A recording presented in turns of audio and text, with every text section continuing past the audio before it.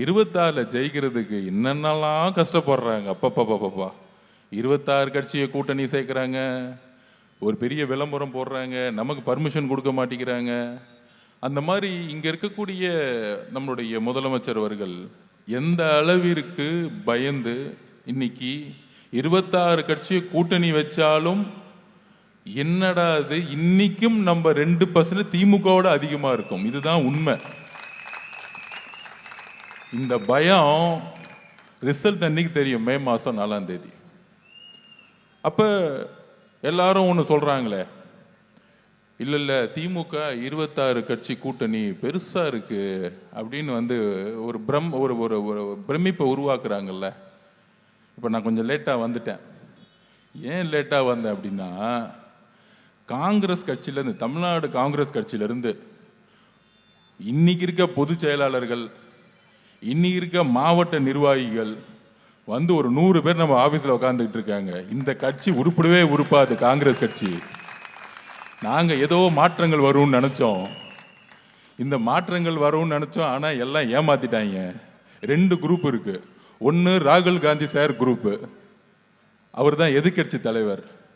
இன்னொரு குரூப் யாருன்னு சொல்ல வேணாம், வயசாகி கண்ணுக்கு தெரியாம நடக்க தெரியாம பழைய குரூப். அந்த குரூப் எப்பயுமே திமுக திமுக திமுகன்னு சொல்லிக்கிட்டே இருக்கும். எனக்கு எல்லாம் கலெக்ஷனு, செட்டிங்கு, கமிஷனு, எல்லாம் பார்ட்னர்ஷிப், ஊழல்ல காசை கொடுக்கறது சைனப்போர். அப்படி இந்த கட்சி பெரிய கூட்டணி கட்சிக்கணும்ல. பாண்டிச்சேரியில் நேற்று தான் நாமினேஷன் முடிஞ்சிச்சு. நீங்களே பார்த்துருப்பீங்க, டிவியில் பார்த்தீங்களா இல்லையா? நாமினேஷன் முடிகிற 4 மணி வரைக்கும் கூட்டணியே இன்னும் பேசி முடிக்கல. இதெல்லாம் ஒரு கூட்டணியா? என்னடா 100 வருஷ கட்சி இது.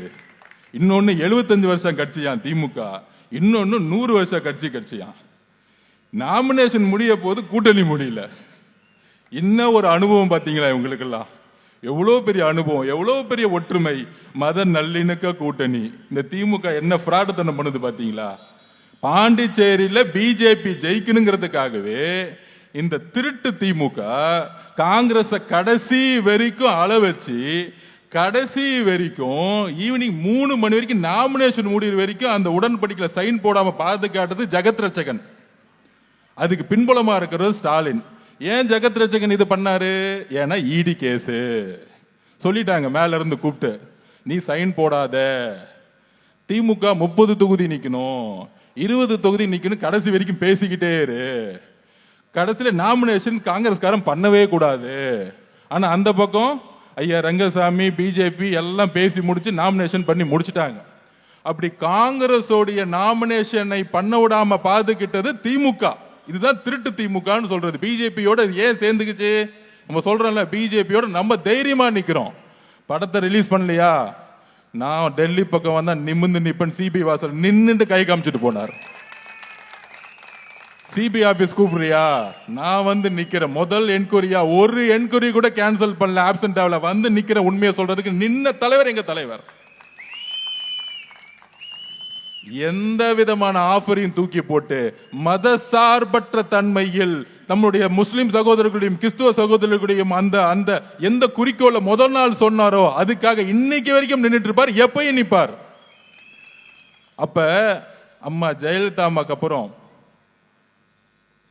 எம்ஜிஆர் அவர்களுக்கு அப்புறம் இந்த திமுகவை எதுக்கணும், டெல்லியில பிஜேபி எதுக்கணும்னா ஒரே உறுதியான தலைவர் இன்னைக்கு தமிழ்நாட்டில் நம்மளுடைய தலைவர் மட்டும்தான். ஸ்டாலின் சார் மேடைக்கு மேடை பேசுவார், மத சார்பற்றோம், பிஜேபி எல்லாம் பேசுவாங்க. பாண்டிச்சேரியில 4 மணி வரைக்கும் நாமினேஷனை தாக்கல் பண்ண விட்டது எதனால சொல்லுங்க மிஸ்டர் ஸ்டாலின் சார்? பாண்டிச்சேரியில நீங்க என்ன ஆளுங்கட்சியா? உங்க கட்சிக்கு என்ன எத்தனை எம்எல்ஏ இருக்கு? காங்கிரஸ் தானே ஆளுங்கட்சியா இருக்கணும். காங்கிரஸ் தானே பெரிய கட்சி. அங்கதானே அவங்க தானே முதலமைச்சர் வேட்பாளர். கடைசி வரைக்கும் பேச்சுவார்த்தை பண்ணி நாமினேஷன் பண்ண விடாம இன்னைக்கு வரைக்கும் பாதுகாத்து ஜெகத் ரட்சகன். ஏன்னா ஜெகத் ரட்சகன் மேல இடி கேஸ் இருக்கு. இடி கேஸ் இருக்கனால கூப்பிட்டு பிஜேபியில கூப்பிட்டு சொல்லிட்டாங்க. கூப்பிட்டு சொன்னதுனால பேச்சுவார்த்தை நிப்பாட்டினாங்க.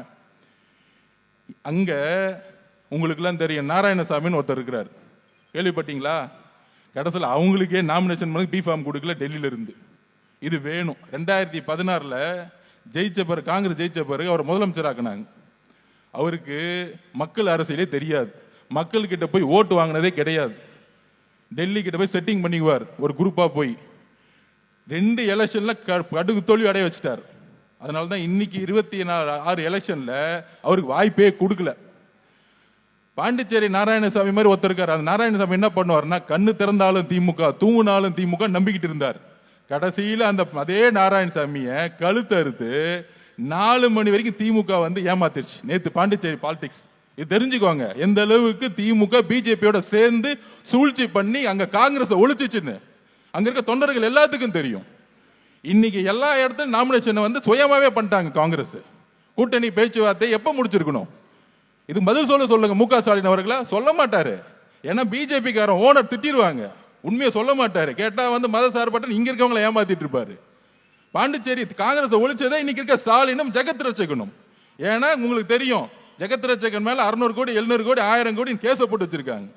அப்ப ஜெகத் ரட்சகனை அனுப்பிச்சு விட்டது பிஜேபி, அவர் பேச்சுவார்த்தையோட நிப்பாட்டினது பிஜேபி. அதனாலதான் காங்கிரஸ் இப்படி ஒளிஞ்சு போச்சு. இன்னைக்கு பாண்டிச்சேரியில அவங்க வழி கிளியர் ஆயிருச்சா? பிஜேபிக்கும் ரங்கசாமி ஐயாவுக்கும் வழி கிளியர் ஆயிருச்சு.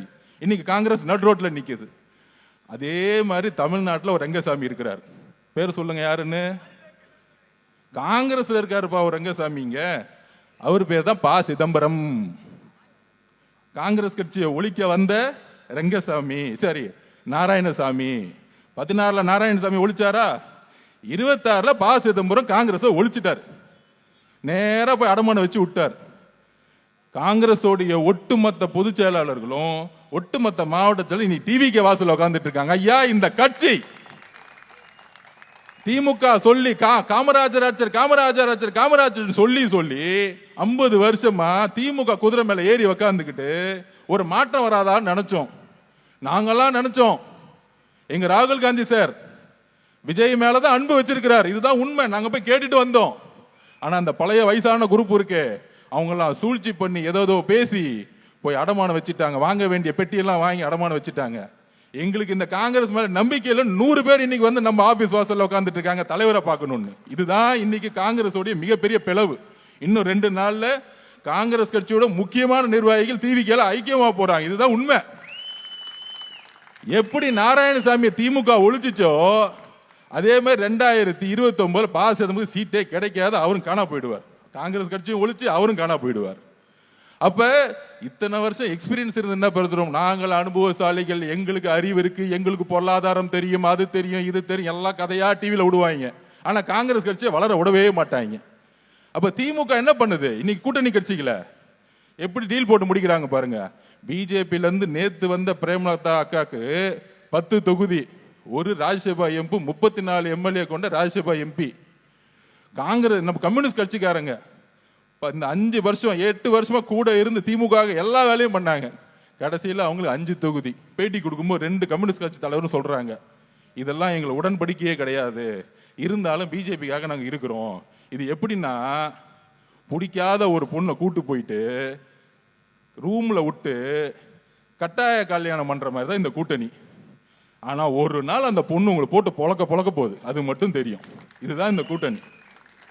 அப்ப திமுக கூட்டணின்னா என்னது? பல 21 மாதிரி எல்லாரும் சேர்ந்து ஒரு அரசியல் உருவாக்கணும் கூட்டணி கிடையாது. அவங்களுக்குள்ள பல்வேறு குழப்பங்கள், தொண்டர்கள் சேரவே இல்லை. பாண்டிச்சேரியில ஈடிய வச்சு ஜெகத் ரட்சகனை மிரட்டி அங்க போய் எப்படி வந்து காங்கிரஸை ஒழிச்சு விட்டாங்களோ அதே மாதிரி நாராயணசாமி மாதிரி இங்க ப சிதம்பரத்தை வச்சு தமிழ்நாடு காங்கிரஸை ஒழிச்சு விட்டாங்க. அதுக்கும் காரணம் திமுக தான். திமுகவுக்கு மதசார்பற்ற தன்மை கொண்ட கட்சிகள் அதிகாரத்துக்கு வரக்கூடாது. விசிகேல ஒரு 15 தொகுதி கொடுத்து, கம்யூனிஸ்டுக்கு 10 தொகுதி கொடுத்து, இவங்க எல்லாம் எம்எல்ஏ ஆகி மினிஸ்டர் ஆனா பிஜேபி வந்துருவா போகுது? என்ன கம்யூனிஸ்ட் கட்சியோட எம்எல்ஏக்களும் அப்புறம் நம்மள காங்கிரஸ் கட்சியோட எம்எல்ஏக்களும் அதுக்கப்புறம் நம்ம விசிகேவோட எம்எல்ஏக்களும் போய் நேரா போய் நாளைக்கு போய் பிஜேபியில சேர்ந்துருவாங்களா? எவ்வளவு ஒரு பண்ணையார் துணை இதெல்லாம். இப்ப தெரியுதா? இந்த கட்சி கூட்டணி 26 பேர் இல்ல, 26 சும்மா நம்பர், இருக்கிறது 5 பேர் தான். மித்தவெல்லாம் லெட்டர் பேட் கட்சி, லெட்டர் பேட் மட்டும் தான் இருக்கும், ஆபீஸ் கூட இருக்காது. சும்மா பேர் 26 கட்சி 26 கட்சி 26 கட்சி எல்லாம். எனக்கு லிஸ்ட் போட சொல்லுங்க. முதலமைச்சர் ஸ்டாலின் சாரே அந்த கட்சி பேரு அவருக்கே தெரியாது. இதெல்லாம் பேப்பர்ல சும்மா ரூமர்ஸையும் இந்த பேப்பர்ல வந்து ஒரு பிரச்சாரத்தையும் உருவாக்குறது. அதனால இந்த 26 கட்சி கூட்டணி இருக்கு, அதெல்லாம் ஒரு ஜீரோ கூட்டணி. ஒரு தலைவரை தான் மக்கள் தேர்ந்தெடுக்கணும்னு விரும்புறாங்க. எம்ஜிஆருக்கு அப்புறம் அம்மா ஜெயலலிதா, அம்மா ஜெயலலிதாக்கு அப்புறம் இபிஎஸ் ஐயா சரியில்லை, அதனால ஸ்டாலின் சார் ஜெயிச்சுக்கிட்டே இருந்தார். ஆனால் அவங்களுடைய ஒரே பயம், எப்படி ஜெயலலிதா அம்மா ஸ்ட்ராங்கா நின்னாங்களோ, லேதியா மோடியான்னு கேட்டு நின்னாங்க 14ல, யாரும் அசைக்க முடியல. அதுக்கப்புறம் அசைக்க முடியாத ஒரே தலைவர் நம்மளுடைய தலைவர் விஜய் அவர்கள், தமிழ்நாட்டோடைய. இது காலமும் நேரமும் இயற்கையுமே தமிழ்நாட்டோட தலைவர்களை உருவாக்கும். எங்கிருந்து உருவாக்கும்? யாரு அழுத்தத்தை மீறி, சோகங்களை மீறி, தன்னுடைய வருத்தங்களை மீறி, எல்லா வித ஆசபாசங்களை தூக்கி போட்டு, தன்னுடைய சொத்தை தூக்கி போட்டு, தன்னுடைய எல்லா பணத்தையும் தூக்கி போட்டு, தன்னுடைய உச்சபட்ச சினிமாவுடைய புகழையும் பணத்தையும் தூக்கி போட்டு யாரு தியாகம் செய்கிறார்களோ அவர்களை தமிழ்நாடு மக்கள் இயற்கையும் தேர்ந்தெடுக்கும். அது 20 பேர் தேவையில்லை, ஒரு தலைவர், வலிமையான தலைவர், நேர்மையான தலைவர், துணிவான தலைவர். இது 3 தான் தமிழ்நாடு ஒரு தலைவரை உருவாக்கும். இந்த லிஸ்ட்ல இபிஎஸ் ஐயா அவுட். அவர் அதிமுக எங்க இருக்குதே தெரியாது ஃபீல்ட்ல. இன்னைக்கு இருக்க சிச்சுவேஷன்ல அதிமுக ஓட் பேங்க் தனிப்பட்ட முறையில சொல்றேன் 17% கூட கிடையாது. ஃபீல்டுலே இல்ல. அவங்க 146 தொகுதியில அவங்க 3வது இடத்துக்கு போயிட்டாங்க. ட்ரையல் ஆயிட்டு இருக்காங்க. டிவிக்கே டிஎம்கே தான் இன்னைக்கு ஃபைட் போயிட்டு இருக்கு. இதுதான் உண்மை, எங்க பார்த்தாலும் உண்மை. அதுக்கு சென்னை ஒரு எக்ஸாம்பிள். சென்னை எனக்கு ரொம்ப பிடிக்கும், என்னை வாழ வைத்த ஊர் இது. சென்னையில் கேண்டிடேட்ஸ் உடைய தொகுதி பொறுப்பாளர்களை தலைவர் அனுப்பிச்ச பிறகு 16 தொகுதியில 11 தொகுதியில் நம்ம ஃப்ரெண்ட்ல நின்றுட்டு இருக்கோம். இன்னும் 4 தொகுதி தலைவர் என்னைக்கு பொறுப்பாளர் போல அன்னைக்கு போயிடுவோம். நம்ம எங்க பார்த்தாலும் சென்னையோட ஆதரவு. ஏன்னா நான் ஓப்பனா சொல்றேன், இதே எக்மோர் தொகுதி திடீர் நகர்னு உங்களுக்கு இங்க ஒரு இடம் இருக்கு, உங்களுக்கு எல்லாம் தெரியும். 60லயும் அப்படிதான் இருந்துச்சு, 70லயும் அப்படிதான் இருந்துச்சு, 2000லயும் அப்படிதான் இருந்துச்சு, 2026லயும் அப்படிதான் இருக்கு. ஒரு கழிப்பறை கிடையாது, ஒரு தண்ணி வசதி கிடையாது. சேரி மக்களா இருக்கக்கூடிய நம்மளுடைய சகோதரர்கள் சொல்லிட்டு இன்னும் ஒதுக்குப்புறத்துல ஓரமா வச்சுக்கிட்டே இருக்கிறாங்க. கவர்மெண்ட் வந்து எங்கேயுமே போய் சேரல. நம்மளுடைய தலித் சகோதரர்களுக்கு எதுவுமே கிடைச்சதே கிடையாது. அப்ப ஒதுக்குறாங்க. எங்கெல்லாம் வந்து ஒடுக்கப்பட்ட மக்கள் இருக்காங்களோ அங்களுக்கு எதுவுமே கிடைக்கிறது இல்லை. என்ன வந்து ஒரு 1000 ரூபாய் கொடுத்துட்டு ஓட்டு போட்டு போயிடுன்னு சொல்லிட்டு போயிடுவாங்க. அப்ப எக்மோர் தொகுதி எந்த அளவிற்கு பின்புலத்துல இருக்கு. எல்லா இடத்துலையும் இவங்க சேரிகளா மாத்தணும். மக்கள் ஏழ்மையா இருக்கணும். ஏழ்மையா இருந்து அவங்களுக்கு சும்மா 1000 ரூபாய் கொடுத்து ஓட்டை விலை கொடுத்து வாங்கணும். ஆனா எந்த வளர்ச்சியும் கிடையாது இங்க இருக்கக்கூடிய எக்மோர் மக்களுக்கு. இது ஏன்னா திமுக வந்து ரொம்ப ஸ்ட்ராங்கா இருக்குங்கிற ஒரு பிம்பம். இதை 2011 மக்கள் உடைச்சாங்க. நம்ம நல்ல தம்பி வந்து உடைச்சார். அப்போ ஒரு பெரிய மினிஸ்டர் இருந்தார், சிஎம்டிஏ மினிஸ்டர், உங்களுக்கு தெரியும், பருதி எழுதுமதி. 15-20 கோடி ரூபாய் அப்ப செலவு பண்ணார். நல்ல தம்பி ஒரு சாதாரண சைக்கிள் கடை வச்சிருந்தார். காசை செலவு பண்றதுக்கு இல்ல. ஆனால் அன்றைய தேர்தல் நம்ம நல்ல தம்பி வெற்றி பெற்றார். அந்த மாதிரி நம்மளுடைய கட்சியில பல்வேறு நல்ல தம்பிகளை தலைவர் அப்பாயின்மெண்ட் பண்ண போறார். நீ ஏழையாரு, நீ ஏழையாரு, அதை பத்தி கவலை. உண்மையாரு, நேர்மையாரு, தைரியமாரு, அவரை கேண்டிடேட் ஆக்குவார் தலைவர். அப்படி வரக்கூடியவர்கள், அப்படி ராஜ்மோகன் மாதிரி எத்தனையோ நல்லவர்களை தலைவர் ஒவ்வொரு தகுதிக்கும் தேர்ந்தெடுக்கும் பொழுது அனுப்பும் பொழுது மக்கள் இந்த பணக்காரனா ஊழல் பண்ணனா காசு இருக்கணும் நம்ப மாட்டாங்க. காசெல்லாம் வாங்கிக்குவாங்க. நான் திருப்பியும் சொன்னேன், இன்னைக்கு 3000 ரூபாய் கொடுத்தா கூட மாசத்துக்கு 50 ரூபாய் 5 வருஷத்துக்கு, அடுத்த 5 வருஷத்துல அவன் 2000 கோடி அடிச்சுட்டு போயிடுவான். 50 ரூபா, வெறும் 50 ரூபா கொடுத்து மாசத்துக்கு. மக்களே, நம்மளுடைய மாற்றத்தை உருவாக்க, நம்மளுடைய அடுத்த 25 வருஷத்துடைய எதிர்காலத்தை உருவாக்க நாம் நல்ல தலைவர்களை உருவாக்க வேண்டும். இன்னைக்கு தலைவருக்கு பஞ்சம் தமிழ்நாட்டில். அந்த நேரத்தில் நம்மளுடைய தலைவர் எல்லாத்தையும் தூக்கி போட்டு வந்து நின்னாரு பாருங்க, நான் எதைக்கும் எதிர்கொள்வதற்கு தயார்னு. அப்படிப்பட்ட தலைவரை மக்கள் தானாவே தேர்ந்தெடுப்பாங்க. இயற்கையே தேர்ந்தெடுக்கும். அதுக்கு 22 பேர் கூட இருக்கணும்னு அவசியம் எல்லாம் கிடையாது.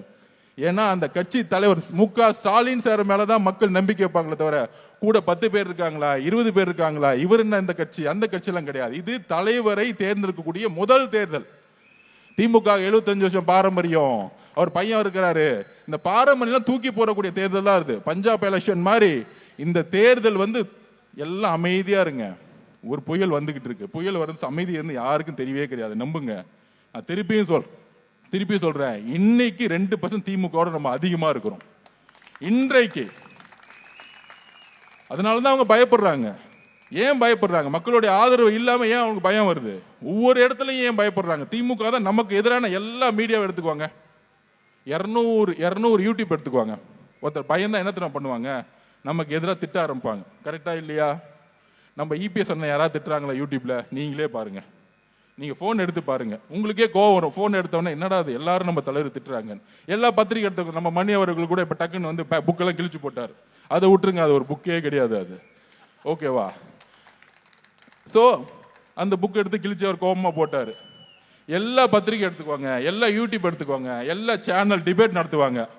அங்க வந்து நெறியாளரும் திமுக, கூட்டு வர 4 பேரும் திமுக, 5வது ஆளா நம்ம ஆளுங்களை போயிட்டு விளக்க சொன்னாலும் கேட்க மாட்டாங்க, டக்குன்னு கட் பண்ணிடுவாங்க. ஏன்னா எல்லாம் செட்டிங், எல்லாம் பணம், மாசம் மாசம் கவர் போயிட்டே இருக்கும். 200 யூடியூப் சேனல் பாருங்க, எல்லாரும் தலைவரை திட்டுவாங்க, திட்டிட்டே இருப்பாங்க காலையில இருந்து. அதுக்கப்புறம் என்ன திட்டுவாங்க அடுத்தது, இவர் அப்படி அவர் அப்படி, இது இப்படி இப்படின்னு எல்லாம் கதையா பேசிட்டு இருப்பாங்க. ஆனா மக்கள் இதெல்லாம் நம்ப மாட்டாங்க. 2011 ஜெயலலிதா அம்மா எந்த அளவுக்கு திட்டி பார்த்தாங்க. ஜெயலலிதா அம்மா ஜெயிச்சு எதிர்கட்சி தலைவரா கூட வந்து திமுக ஆகல. இந்த மாதிரி யாரையெல்லாம் திட்டு அதிகமா வாங்குறாங்களோ கடைசியில மக்கள் அந்த பையன் பாவம்பா, ஏன்பா என் புள்ள விஜய் எப்படி திட்டுறாங்க, அவர் என்னப்பா செஞ்சாரு, சினிமாவை தூக்கி போட்டு வந்துட்டாரு, எவ்வளவோ கோடி கணக்கில் சொத்தை விட்டுட்டு வந்துட்டாரு, அவரு பாட்டிக்கு வராரு, ஒரு 20 நிமிஷம் பேசுறாரு, அதை கூட பேச விட மாட்டேங்கிறீங்களா, படுபாவீங்களான்னு ஊர்ல இருக்க பாட்டி எல்லாம் திட்ட ஆரம்பிச்சிட்டாங்க. யாரு இதெல்லாம்? அவர் என்ன 50 வருஷம் வந்து இதுல இருந்தாரா, அதிகாரத்துல இருந்தாரா, இல்ல ஊழல் பண்ணாரா, இல்ல மொத்தமா கோடி அடிச்சுட்டு, இல்ல அவங்க குடும்பத்தை மொத்தமா எடுத்துட்டு வந்து தன்னுடைய தங்கையும் எம்பி, இன்னொரு மருமகனை தூக்கி வந்து பவர்ல போடுறது, என் பையனை தூக்கி போடுறது, இந்த மாதிரி குடும்பத்தை தூக்கி ஏதாவது கொண்டு வந்து வச்சாரா? அப்ப அவர் வந்து ஒரு நல்லது செய்யணும்னு நினைக்கும் பொழுது இந்த ஊடகங்கள் எந்த அளவுக்கு சூழ்ச்சியை செய்யுது. அப்ப நீங்க போன்ல பாக்குற 200 சேனல்ல எல்லாம் திட்டிக்கிட்டே இருப்பான். ஏன் மித்த கட்சி திட்ட மாட்டேங்கிறாங்க? ஏன் இபிஎஸ் ஏன் திட்ட மாட்டேங்கிறாங்க? வேற மத்த கட்சி தலைவர்களை ஏன் திட்ட மாட்டேங்கிறாங்க? ஏன்னா திமுக பயமே நம்ம தலைவர் மேலதான். இதுதான் உளவியல், அவ்வளவுதான் உளவியல். ஏன் உளவியல்? இப்ப நான் இங்க உட்கார்ந்துட்டு இருக்கேன், லைலா மணியை பார்த்து திட்டிட்டு நான் வந்து கண்ணாமன்னு திட்டுறேன்னு வச்சுக்கோங்க, எனக்கு லைலா மணியை பார்த்து பயந்துட்டேன்னு அர்த்தம். ஏய் என்னடா லைலா மணி நம்மளோட பெருசா வளராரு, நாளைக்கு கட்சியில பெருசா வளர்ந்துட்டாருன்னா பெரிய பிரச்சனை ஆயிடும். ரமேஷ் ரொம்ப பேசுறான், என்னோட வளர்ந்துருவானா, வா ரமேஷ் உன்னை பிச்சிருவா வா அப்படின்னு சொன்னா நான் பயந்துட்டேன்னு அர்த்தம். ஆனா என்னுடைய தம்பிகள் நல்லா பேசுறோன்னு கேட்டேன்னா அதுதான் அன்புன்னு அர்த்தம். அந்த அன்பு மக்கள் நம்ம தலைவர் மேல வச்சிருக்காங்க. நீ வளர்றா தம்பி, நாளைக்கு மினிஸ்டரா தம்பி, அப்படி நம்ம குடும்பமா இருக்கிறோம். இந்த திமுக காரங்க நம்ம தலைவரை திட்டும் போது 200 யூடியூப் சேனல் எல்லாம் காசு கொடுத்து அடிச்சு கண்ணா முன்னான்னு திட்டுறது, வாய்க்கு வந்த கெட்ட வார்த்தை எல்லாம் பேசுறது.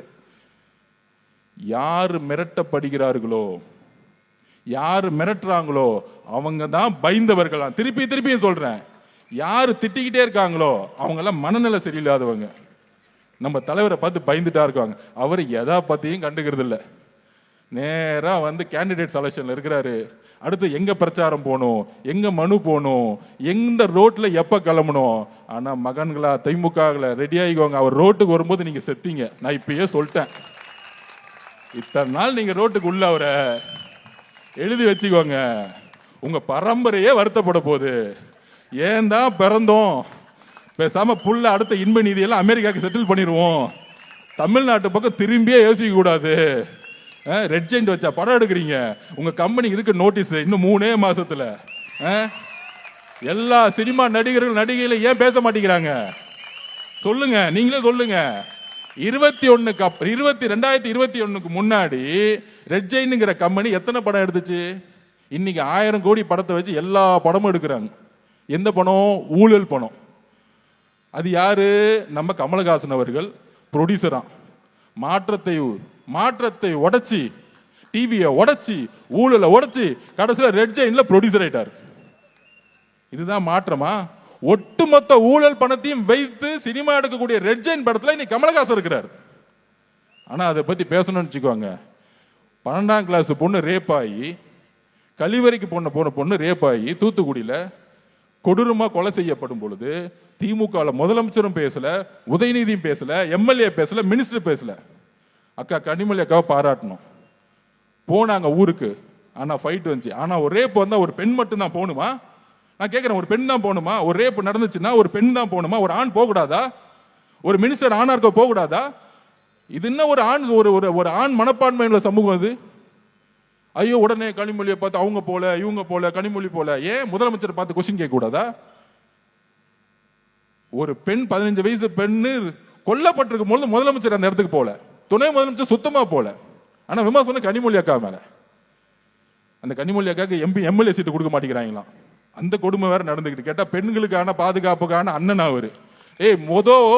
அப்பான்னு சொல்லும் போது உங்க தங்கச்சிக்கு சீட்டு கொடுப்பா எம்எல்ஏ சீட்டு. அவங்க 1 வருஷமா கேட்டுட்டு இருக்காங்க. சொந்த தங்கச்சி எம்எல்ஏ சீட்டு கொடுத்தா என்ன ஆயிடும்? அந்த அக்கா உதயநிதி போட்டு போயிட்டே இருப்பாங்க. ஏன்னா மக்கள் ஆதரவு அவங்கள்ட்ட இருக்கு. உன் குடும்பத்துக்குள்ளே பிரச்சனை வச்சுக்கிட்டு உங்களுடைய கனவு காணுங்கள், உங்களுடைய கனவை சொல்லுங்களா.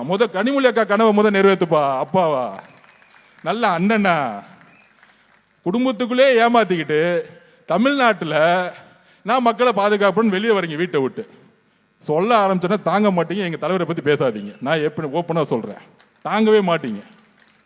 அதனால எல்லாமே நாடகம், எல்லாமே விளம்பரம். நீங்க போனை பாத்தீங்கன்னா ஏமாந்துகிட்டே இருப்பீங்க. போனே பார்க்காதீங்க, மக்களை பாருங்க. மக்கள் ஒவ்வொரு வீட்டுக்கா நீங்க போகும்போது வரவேற்பாங்க. ஆசையா டிவிக்கேவா வாங்க வாங்க வாங்க அப்படின்னு சொல்லி ஓட்டு கேட்க வரீங்களா, ஓடி வருவாங்க. அப்ப அண்ணன் சொன்ன மாதிரி திமுக வீடெல்லாம் கிடையாது. திமுக இருக்க ஒருத்தர் மட்டும்தான் இருப்பாரு. அவங்களுடைய மனைவி குழந்தைங்கெல்லாம் மாறி ரொம்ப நாள் ஆச்சு. அவங்களே வெறுத்து போயிட்டாங்க. ஏங்க டெய்லி ஒரு கிளை செயலரை பார்த்து, ஒன்றியத்தை பார்த்து, பகுதியை பார்த்து, அப்புறம் நம்ம மாவட்ட செயலரை பார்த்து, ஏன் நம்ம இங்க இப்ப இருக்க எம்எல்ஏவே அவங்கள மனைவி மாதிரிலாம் கேட்கறாங்க. ஏங்க 30 வருஷமா வரீங்க போறீங்க. உதயநிதி நேத்து வந்த உதயநிதி துணை முதலமைச்சர், நீ என்னங்க பண்ணிட்டு இருக்கீங்க நீங்க அப்படின்னு திமுக கூட்டத்தில் கேட்கிறாங்க. அங்க இருக்க அமைச்சரோட பசங்க எம்பி ஆயிட்டாங்க. அப்ப பகுதி என்ன ஆகுது, ஒன்றியம் என்ன ஆகுது, கிளை என்ன ஆகுது, மாவட்டம் என்னது, அடிமை மாதிரி வேலை பார்த்துக்கிட்டே இருக்கணும். இந்த குடும்பம் மட்டும் முதலமைச்சர் ஆயிடுவாங்க, துணை முதலமைச்சர் ஆயிடுவாங்க, எம்பி ஆயிடுவாங்க, மினிஸ்டர் ஆயிடுவாங்க. கூட இருக்கிற எல்லா கட்டிங் மினிஸ்டரோட பசங்க எம்பி ஆயிடுவாங்க. இதுதான் திமுக. இந்த திமுக ஜெயிக்குமா? ஜெயிக்கவே ஜெயிக்காது. நான் எல்லாம் கால்குலேஷன் போட்டு பார்த்தேன். எந்த காலத்தில் 2வது அடி திமுக தேர்ந்தெடுத்த வரலாறே கிடையாது. அதனாலதான் பயந்து லெட்டர் பேட் கட்சியெல்லாம் கூப்பிட்டு வாங்க வாங்கன்னு கூட்டணி சேர்த்துக்கிறார். இல்ல அக்கா, நீங்க இன்னைக்கு ஒரு யூடியூப்ல ஒரு 10 நிமிஷம் திட்டுங்க அண்ணனை, உங்களை கூப்பிட்டு மாலை போட்டு ஒரு 10 லட்சம் கொடுத்துருவாரு. இதுதான் ஸ்டாலின் சாரோடைய பிரச்சனை. யாரா திட்டுறீங்களோ வாங்க மாலை போட்டு, ஸ்டாலின் சாரே பாப்பாரு, யூடியூப்ல பேசலாம். என்ன உளவியல் பாருங்க. ஒரு முதலமைச்சர் எப்படி இருக்கணும். அண்ணா உட்கார்ந்த சீட்டு, ஏன் கலைஞர் மேல கூட விமர்சனம் இருந்தாலும் ஒரு பெரிய தலைவர் அவர் உட்கார்ந்து சீட்டு. இப்படி ஒருத்தர் உட்கார வச்சு பெரிய தலைவர்னு ஒரு 5 வருஷம் பிராண்டிங் பண்ணி நடிச்சு கடைசியில் மக்களே அது நம்புறதில்லை. அதனால தோழர்களே, காங்கிரஸ் கட்சியோடைய முக்கியமான நிர்வாகிகள் இணைப்பு விழா நாளான்னைக்கு நடக்க போகுது. யாரும் இந்த காங்கிரஸ் கட்சியே கிடையாது. பாண்டிச்சேரியில் ஒழிச்சுட்டாங்க காங்கிரஸ் கட்சி, திமுக தான் ஒழிச்சுட்டாங்க. கூட்டணி இருக்க கம்யூனிஸ்ட் தோழர்களை அள வச்சு நீங்க ரோட்ல விட்டுட்டாங்க. அக்கா பிரேமலதாக்காக்கு நன்றி சொல்லணும். உள்ள போய் எல்லா வேலையும் சூப்பரா பண்ணிட்டாங்க, பக்காவா பழி வாங்கிட்டாங்க. அந்த அரசியல அக்கா கிட்ட பாராட்டணும் நம்ம. அதனால திமுக இன்றைக்கு மிகப்பெரிய வலு இல்லாத ஒரு கூட்டணியாகவும் ஒரு தலைவராகவும் இன்னைக்கு இருக்கக்கூடிய ஒரே விஷயம் தான் நடந்துட்டு இருக்கு. அது ஒரு எக்ஸாம்பிளா சொல்லிடுறேன். ஒரு ஆள் எங்க தலைவர், அதை எதிர்த்து நிக்கிறதுக்கு மு.க. ஸ்டாலினுக்கு 26 கட்சி தேவைப்படுது. இதுல யார் வலுவான தலைவர்? சொல்லுங்க. ஒட்டுமொத்த டெல்லியும் உங்களோட படத்தை நீங்க செட்டிங் போட்டு அவருக்கு மு.க. ஸ்டாலினோட படத்தை ரிலீஸ் பண்ணிட்டாங்க. இஸ்லாமிய சகோதரர்களே, கிறிஸ்துவ சகோதரர்களே எழுதி வச்சுக்கோங்க. அவங்களுடைய படத்தை என்ன பராசக்தியா, ஓகே, பராசக்தி படத்தை ரிலீஸ் பண்ணிட்டாங்க. யாருக்கிட்ட? டெல்லியில பேசி, பிஜேபி கிட்ட பேசி நம்ம படத்தை ரிலீஸ் இது வரைக்கும் பண்ணல. அப்ப யாரு உறுதியான தலைவர்? யாரு? நம்மளுடைய தலைவர். அப்ப நம்ம தலைவர் எதுக்கு 26 பேர் வேணும்? அது இல்லாம ஆப்போசிட்ல இபிஎஸ் இன்னொரு 10 பேர் சேர்த்துக்கிறாரு. திடீர்னு நம்மளை திட்டிட்டு இருக்காரு. கரூருக்கு இவங்க தான் காரணம். 3 மாசத்துக்கு முன்னாடி வேற காரணம் சொன்னாரு, திமுகன்னு சொன்னாரு. இன்னைக்கு அவரை முதலமைச்சர் ஆகிறதுக்கு நம்ம கட்சி ஆரம்பிச்சிருக்கோம். அதனால அவங்களுக்கெல்லாம் பதில் சொல்லாம வீடு வீடா, பூத்தா நம்மளுடைய தலைவருடைய முகத்தை, தன்னுடைய தலைவருடைய குறிக்கோள்களை போய் சொல்லுங்க. தமிழகத்தில் ஆட்சி மாற்றம் மிகப்பெரிய அளவில் நடக்கும். எழுதி வச்சுக்கோங்க. பஞ்சாப் எலெக்ஷன் மாதிரி மிகப்பெரிய மாற்றத்தை உருவாக்குவாங்க. அவங்கெல்லாம் நீங்களாம் ஒரு எம்எல்ஏவான்னு கேட்டாரு அன்னைக்கு இருந்த பஞ்சாப்ல இருக்க முதலமைச்சர். ஆனால் சாதாரண இளைஞர்கள் ஜெயிச்சுட்டு ஆட்சி மாற்றத்தை உருவாக்கி போயிட்டே இருந்தாங்க, ஆம் ஆத்மி கட்சி மாதிரி. அதனால நாம் நம்புவோம். நம்மளுடைய பொறுப்பாளர் எக்மோர் தொகுதியில் யார் வேட்பாளர் இன்னும் அண்ணன் 2-3 நாள் ரிலீஸ் பண்ணும்போது உங்களுக்கு தெரியும். அது வரைக்கும் நம்மளுடைய தொகுதியுடைய பொறுப்பாளர் ராஜ்மோகன் அண்ணன் ரொம்ப எளிமையானவர், படித்தவர், நேர்மையானவர். அம்பேத்கருடைய, புரட்சியாளர் அம்பேத்கருடைய ஒரு மிகப்பெரிய ஃபாலோவருங்கிறது உங்களுக்கு எல்லாத்துக்கும் தெரியும். எங்க கட்சியில ஜாதியே கிடையாதுப்பா. ஓப்பனிங் பேட்ஸ்மேனே எங்களுடைய ராஜ்மோகன் அண்ணன் தான். தலைவர் பேசுறதுக்கு முன்னாடி பேசுறதே ராஜ்மோகன் அண்ணன் தான். ஸோ அந்த மாதிரி எங்களுடைய ஒரு அழகான குடும்பத்திலிருந்து பொறுப்பாளராக அண்ணன் ராஜ்மோகன் வந்திருக்காரு, நம்ம குமாரன் வந்திருக்காரு. நீங்கெல்லாம் அவரை வரவேற்று அவரை தலைவர் சொல்லி முடிச்சவனே அவர் எங்க அனுப்பணும்னு உங்களுக்கு தெரியும். தலைவர் ஆல்ரெடி செஞ்சாச்சு கோட்டைக்கு அனுப்பிச்சிட்டீங்க. நன்றி, வணக்கம்.